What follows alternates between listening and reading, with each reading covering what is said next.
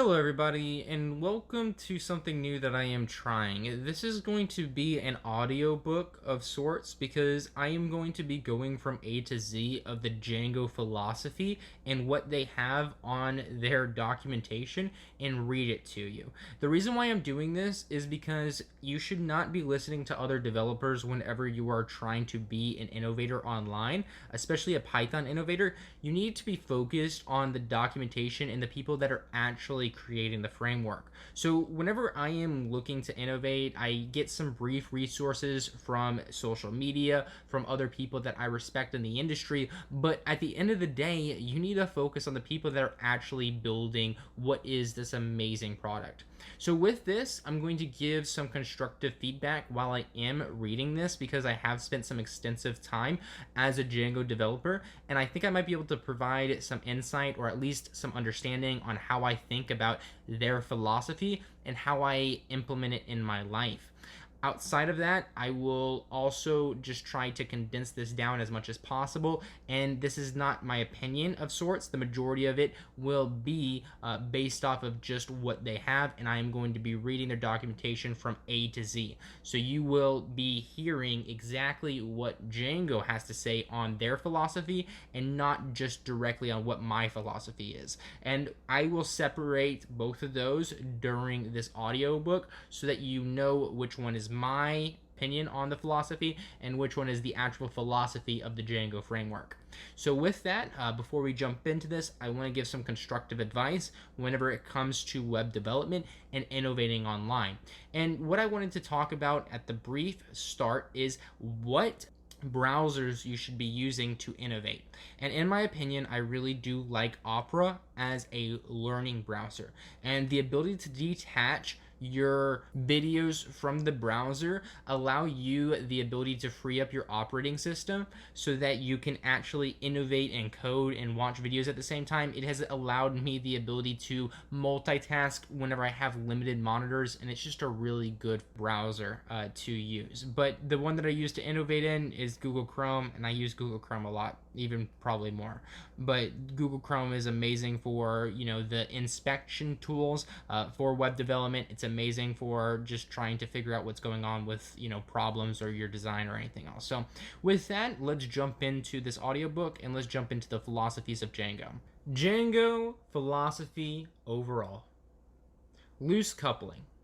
A fundamental goal of Django's stack is loose coupling and tight cohesion. The various layers of the framework shouldn't know about each other unless absolutely necessary. For example, the template system knows nothing about web requests. The database layer knows nothing about data display, and the view system doesn't care which template system a programmer uses. Although Django comes with a full stack for convenience, the pieces of the stack are independent of one another wherever possible. Now, this is one of the greatest strengths in Django, in my opinion, and this is where we're diving into my opinion. I would like to say that the compartmentalization allows innovators like me the ability to innovate fast on Django, where I would not have this ability on other frameworks. The compartmentalization of everything being loose coupled allows a security factor that other frameworks are not able to provide. And the ability that I am referring to in the security side of things is, as a Django developer, I don't handle the user side. Django is already set up out of the box to handle users, passwords, emails, at least the fundamental basic data that is associated with you. So I could see on the outside layer of the basic stuff, what is the person's name, their email, their last name, but that is it. Outside of that, the passwords are secure through the Django framework, and you're also compartmentalizing your views so that it doesn't have access to the requests. So any data that it is being transferred from a request can't be seen by third parties, and you're able to provide what is a secure overall loose coupled application. So with that said, huge strength on Django's part. Loose coupling is something that is very important to the Django framework. Less code. Django apps should use as little code as possible. They should lack boilerplates. Django should take full advantage of Python's dynamic capabilities such as introspection. Now, with this stated, I would like to say that I agree with some aspects of the less code mentality whenever it comes to Django, but then I also encourage students to just write code.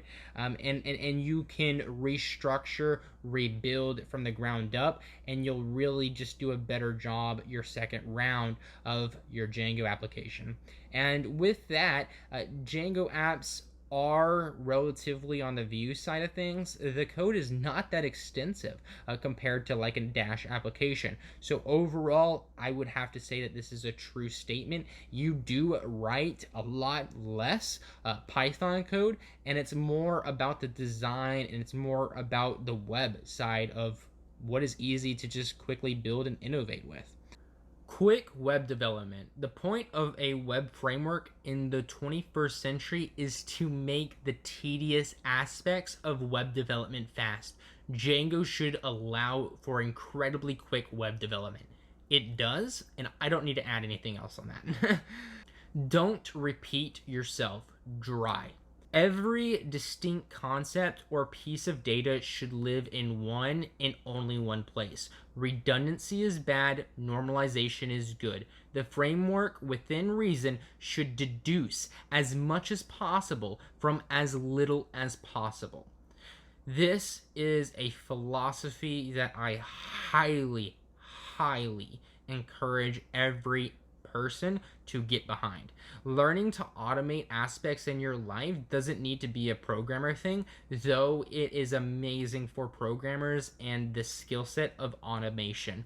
Now, I have struggled with the dry method specifically because I like to throw all of my data and all of my work all on one table so I can see what I can work with.